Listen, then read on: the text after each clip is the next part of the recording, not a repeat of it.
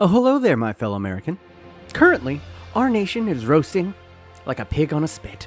Our government just dropped that UFOs are real. And most importantly, NFL training camp is right around the corner. And I can't wait. But NFL kickoff is a month away, which means you gotta distract yourself until the start of the season. And what better way than watching the NFL of our weird cousins from across the pond? Yes, talking about the Premier League. The most exciting, the most entertaining, the most competitive. Who am I kidding? Man City's going to win it again this year. They've won the last 3, and they've gone 5 out of the last 6. Honestly, the Premier League these days feels like the Golden State Warriors era of the NBA. But you never know. Arsenal came out of nowhere last year and looked like they were going to win their first title in 23 years. A young, bright, lovable squad that played like champions for about 80% of the season. And then Man City ran them down and won it anyway. But that was last season. Now we have a lot of new faces entering the chat. And Man City have actually been weakened a little bit. They've lost a number of key players. All the while their rivals, Man United, Arsenal, Liverpool, have strengthened their major weaknesses in this transfer window. And we could see one of these teams possibly rise to meet the evil oil empire this year. Is what I would be saying if Man City didn't get Erling Haaland a year ago. A once-in-a-generation prodigy who shattered the single-season goal record in his rookie season in the Premier League and looks to be the next Ronaldo. Yeah, this season kind of looks like a foregone conclusion. I won't lie to you like the major sports networks will to try to drive up hype. It's Man City's world, and we're all living in it. But with that said, let me be your guide. Give you a quick Spartan Nose primer on all the new faces and juicy storylines heading into the new season. And by the end of this video, hopefully you'll have a real, solid idea of who will come in second place this year in England. Welcome to the Clueless American's Guide to the Premier League 2023-2024 edition. But first, before I get into it, follow me on TikTok. Yes, I'm starting up a TikTok at @thefatasian_official. And without further ado, let's start it off making our way from the worst teams to the best. And in this section, I'll refer to them as relegation fodder. Yes, let's first talk quickly about the 3 new teams we're welcoming to the Premier League this year. Burnley, Sheffield United, and Luton Town secured promotion to the top flight just a few months ago and will likely be rewarded by being smacked right back down to the Championship. And yes, they call their second division the Championship. I don't understand, but then again, they put beans on toast. So some shit is just unexplainable. But I digress. Burnley and Sheffield United are no strangers to the Premier League. They have made frequent 1 to 2 season cameos in England's top flight for over the past decade. But it's Luton Town making all the news, not just because of their meteoric rise to the top of the English pyramid, but more so because their home stadium is a shithole. I mean, just look at this thing. Look at the walk-up in their away end. This is a stadium that can only be rivaled in America by Oakland. And that's saying something. For English fans who don't know, the Oakland A Stadium is so shitty and baseball is so boring that almost no one goes to their games. So much so, in fact, that last year, a couple was seen high up in the bleachers, with no one else around them, enjoying themselves. Let's just put it that way. And I honestly cannot say what I would want to see less at a professional sporting event. Someone's brick of a backyard, or someone bricking their girlfriend. All that said, still rather go to these two than watch a game at Stamford Bridge. I mean, look at this basic-ass public library looking at stadium. God, money really can't buy you taste. But as for me, I'm rooting for Luton. And yes, I called your stadium a shithole. But god damn it, it's your shithole. God bless y'all. And now, for the teams that finished 17th through 7th, I'm basically going to skip over all of them, but a few.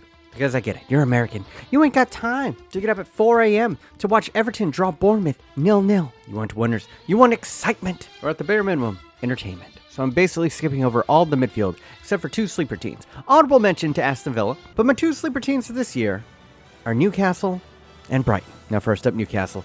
And honestly, they shouldn't be in this category, because they finished 4th last year. Yeah, they're in the Champions League. But I put them here because for most of my American viewers, the most you guys probably know about Newcastle is either about the beer or you watch the Goal movie. But this humble classic of a club was recently bought out by the Saudis. And all the memes are about them going to buy Messi and Mbappe. But honestly, the investment of this club has been rather modest by oil money standards. Their ascent to the Champions League can actually be mostly attributed to their manager, Eddie Howe, who's just been a mad scientist. The man took a winger/striker and turned him into one of the best combative midfielders in the league last season. He's gotten the most out of forgotten talents like Miguel Almiron and Callum Wilson, but the main reason why they captured a Champions League spot over the likes of Liverpool and Tottenham last year is they win Or, more accurately, they don't lose because they have a fortress for a defense. A solid, consistent backline, paired with their new keeper, Nick Pope, created the best defense in the Premier League last year. A defense that is now bolstered with the addition of Sandro Tonali, who is one of the best defensive midfield prospects to come out of Italy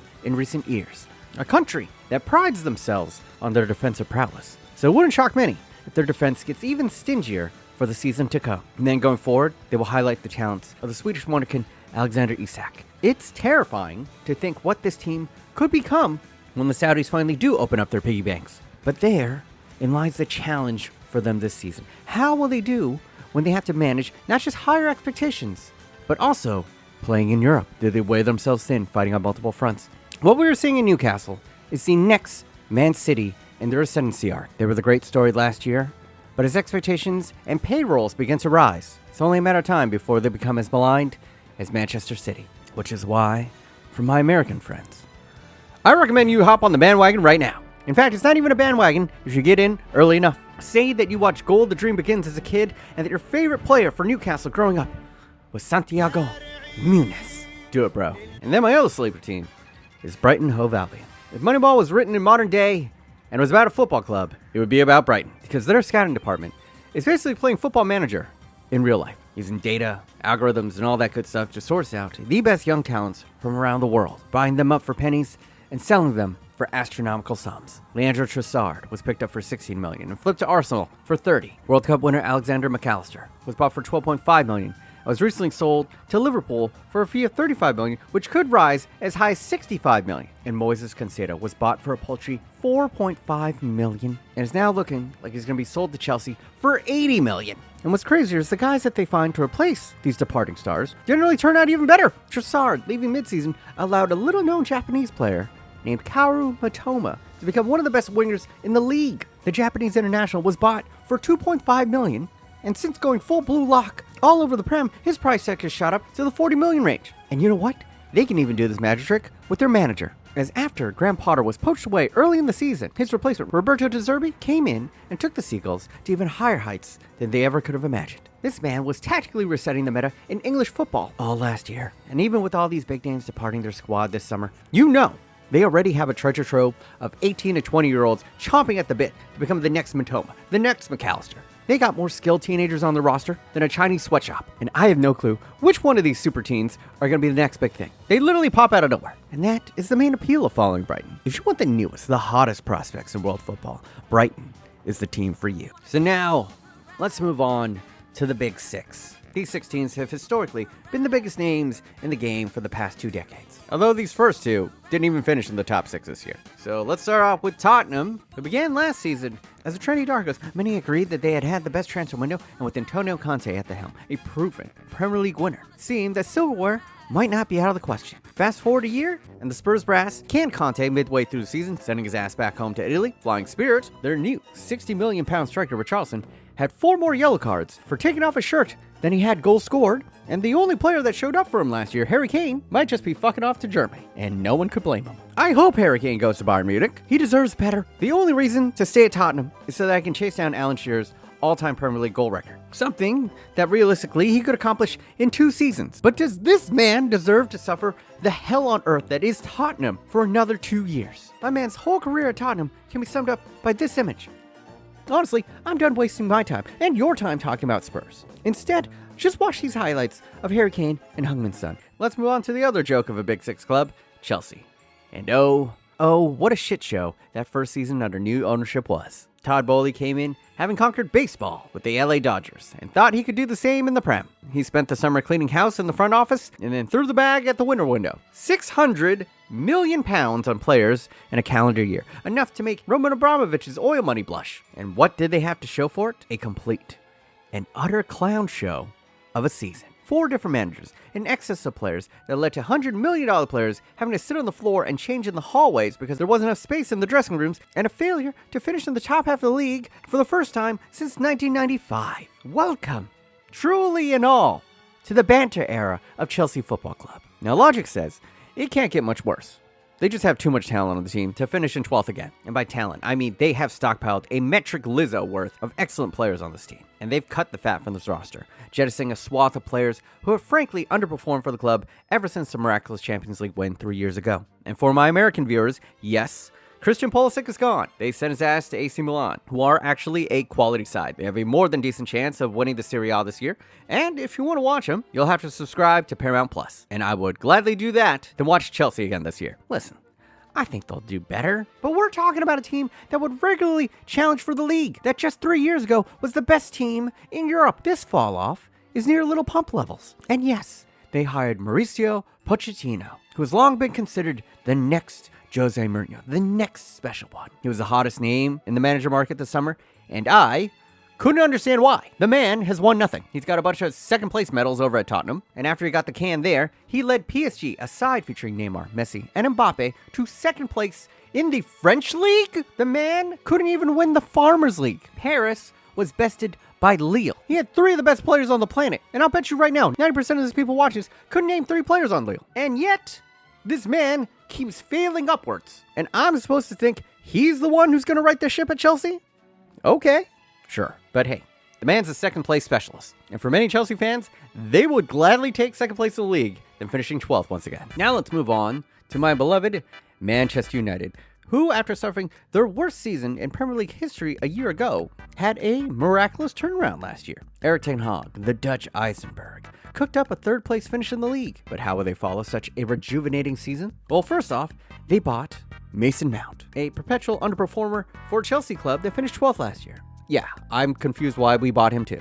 Then, they got rid of their all-time clean sheet holder and arguably their second-best keeper in their history, David De Gea, and replaced him with a Rihanna song. And just now, news is coming across the ticker that they have signed a 20-year-old Denmark striker who can only be described as Walmart Holland. Yeah, even his name Højlund sounds like an off-brand Holland. Now on paper, Kirkland brand Holland is somewhat similar to his Norwegian counterpart. Both are blazing fast Vikings, clocking sub 1100 meters, which basically for my NFL fans is close to 4.3 speed. Both are strong and tall motherfuckers, Holland coming at 6'4", Rasmus is 6'3". But beyond these physical measurables, the gap in their skill is the size of the Atlantic Ocean. Holland proved himself a goal machine for Borussia Dortmund for years, before coming to the Premier League last year, just shitting on everyone's chest. Højlund didn't even hit double digits in the Serie A last year, despite 32 appearances. So why did Man United buy him? Well, the underlying metrics say that he does what Man United strikers couldn't last season, which was finish chances you'd expect them to. Yeah, Man United didn't score all too much last year, but apparently he has all the ingredients to become an ideal striker in Ten Hag's system. But make no mistake about it, it's going to take a couple of years for this ball of clay to take shape. So my prayers are that the fans and the press give him the time to develop. But my prediction is it's going to be tough on the kid because he's not even the same level of prospect as Darwin Núñez, who was constantly measured up against Haaland last year. I feel like that pressure really got to him, at least early on last season. So I pray, United fans, you need to stay patient, very, very patient with Walmart Haaland. But I am quite excited about their other signing, Andre Onana. Ten Hag is quite familiar with Onana from the time over at Ajax, and Onana made a name for himself last year by helming an Inter Milan team that made a surprise Champions League final appearance. And while, as you would expect, his shot stopping is top class, that's not the main reason why Ten Hag replaced David De Gea with the Cameroonian.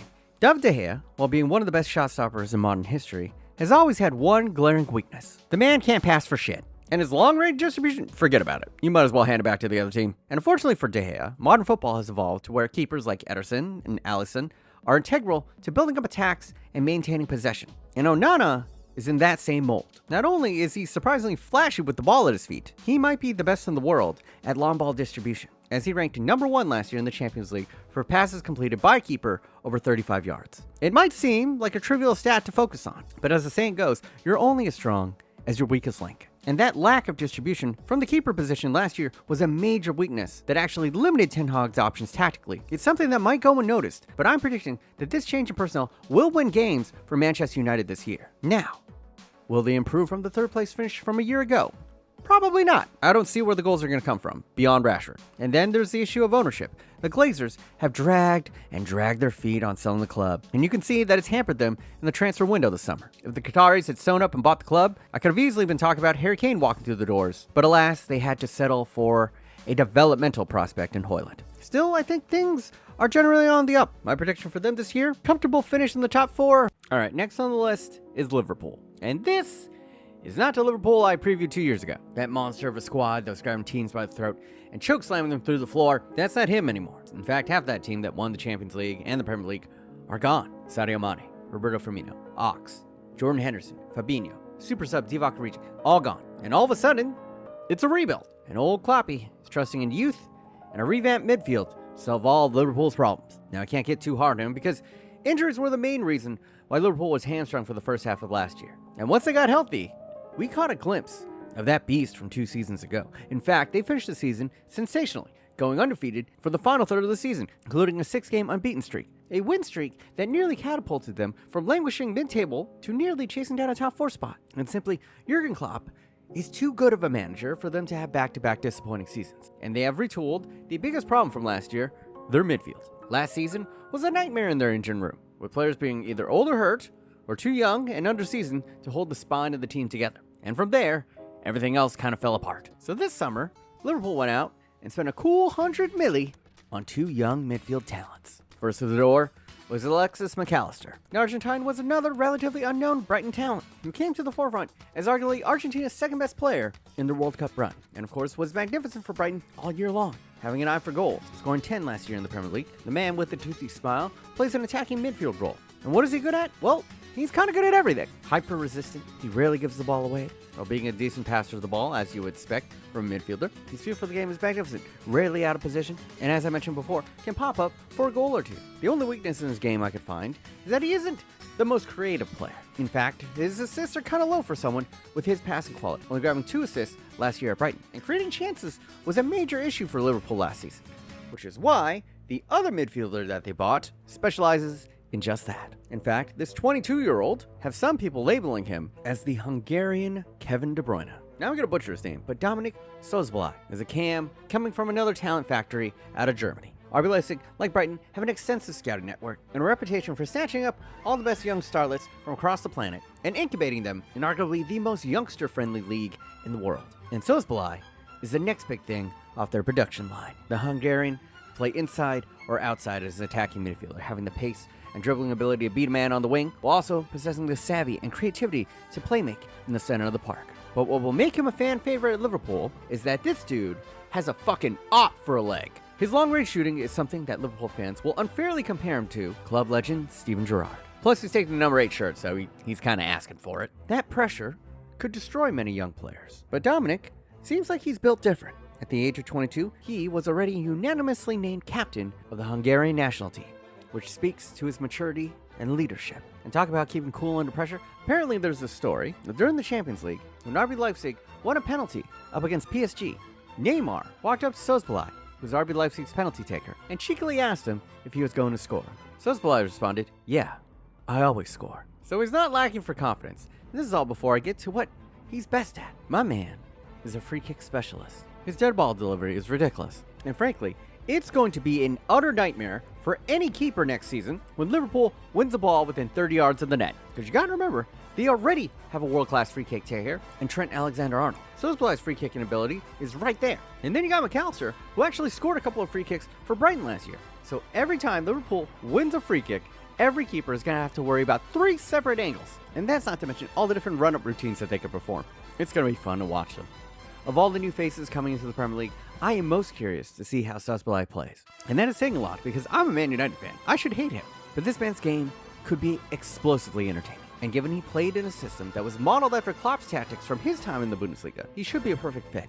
Now still, I don't want to overhype him. He's 22 and he's not quite the fully finished product yet. He still needs a little bit of polish. But if I know sports fans, all it's going to take is for him to hit one 35-yard fucking screamer into the top corner of the net, and Liverpool fans are going to fall instantly in love with this kid. You combine him with another year of Darwin Núñez and Cody Gakpo, maturing, demonstrating why they are rated as 2 of the best young attackers on the planet right now. And you get a healthy David Luiz back, and Liverpool are going to be a shit ton of fun to watch this year, at least on the attack. And honestly, it wouldn't surprise me if Liverpool hop right back into the top 4. Or even, if I'm being bold, finish second in the league this year. Now, I'm not exactly bullish on that, because the biggest question with them wasn't really improved in the summer, and that's their defense. specifically their defensive midfield. Their defense as a whole was a huge question for them last season, and they haven't done much in the transfer window to really help that. They're basically going to rely on some youngsters to fill in that spot, and hopefully they can hold up, but if they don't, that's what's going to keep them from reaching top 4 or top 2. Combine that with the fact that this is a very young squad who haven't played much football together, and it could take a while for them to gel. But if anyone can make a young squad work, and work quickly, it's Klopp. It was a shit season for Liverpool in 2023, but in 2024, I'm thinking they're back. And with that, let's talk about Arsenal. They were the team of the season last year, until they weren't.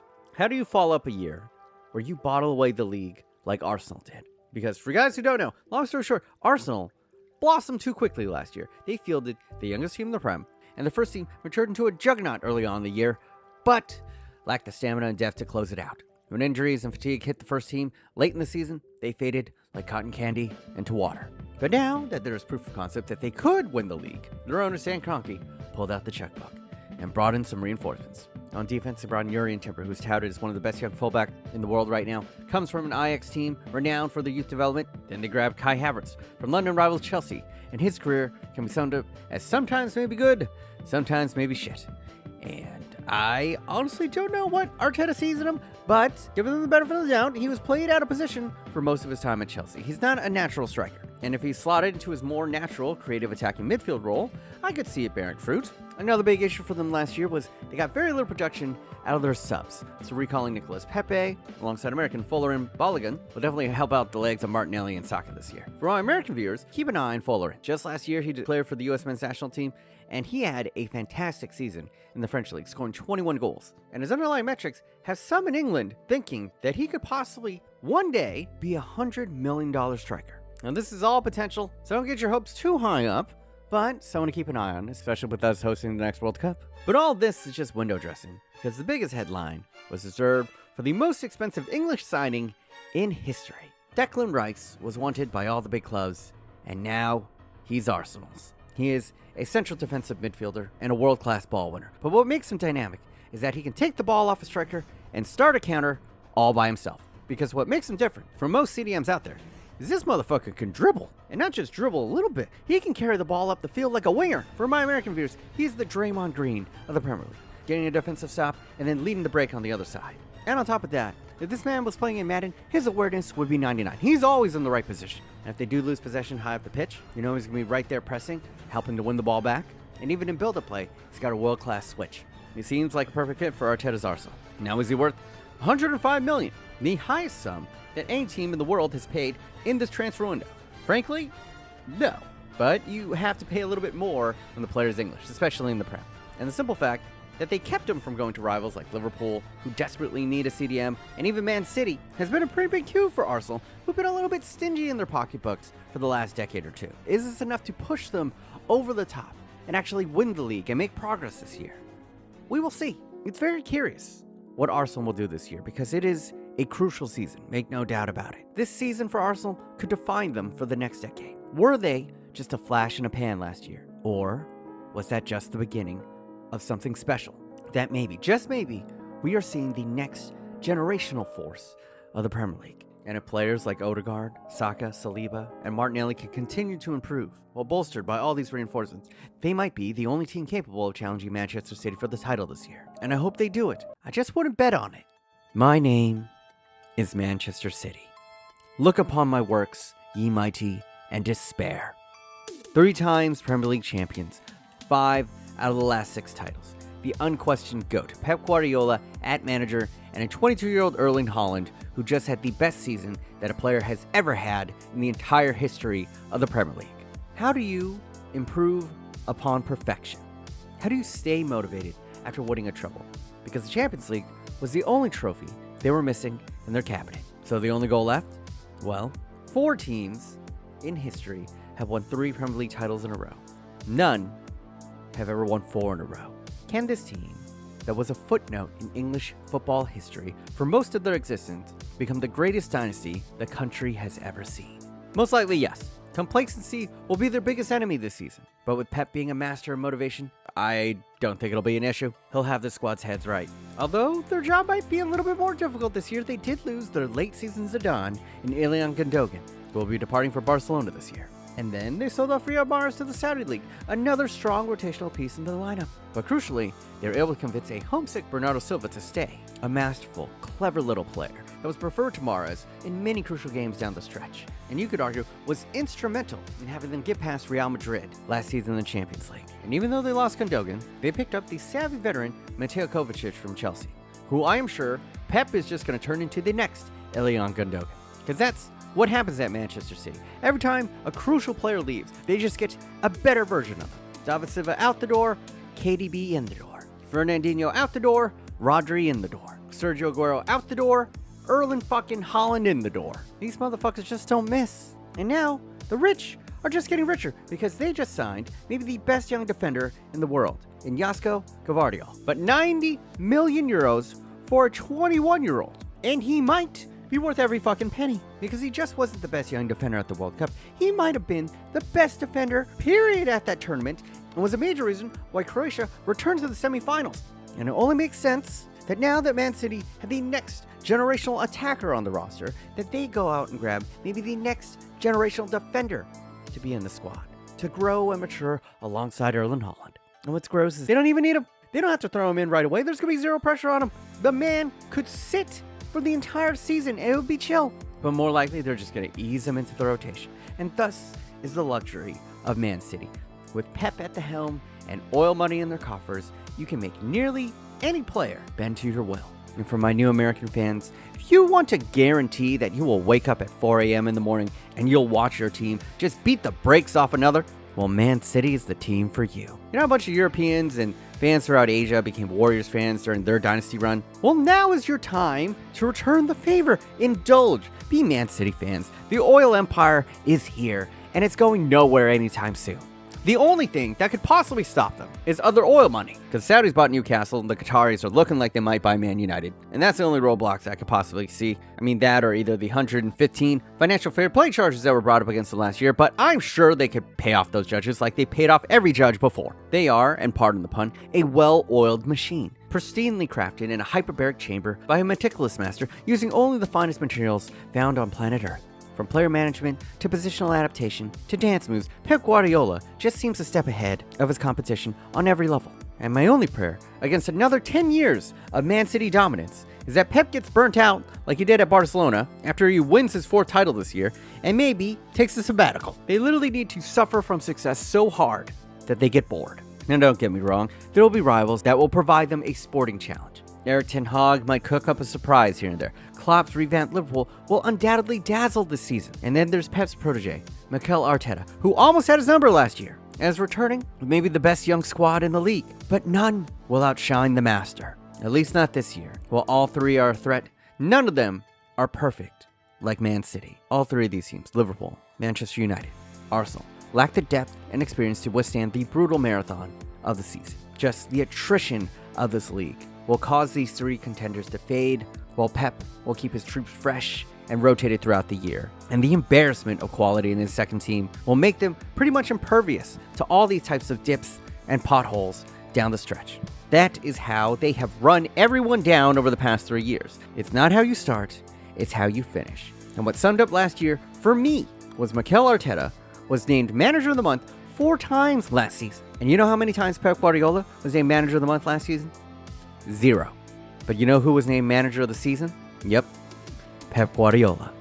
And I hope I'm wrong, but it feels all but inevitable, which is why, for my filthy casual bandwagon American fans, I'm telling you, become the equivalent the Warriors fans of the Premier League. No one will blame you or guilt you. And if you meet another Prem fan in America, trust me, I've spoken with Man City fans in America. I'm just happy that I'm talking to someone else about the Prem. Most Americans choose their teams based off of FIFA anyway. Who cares? So for you, just enjoy waking up and being entertained every Saturday and Wednesday this year. And if you're lucky, you'll witness a bit of history.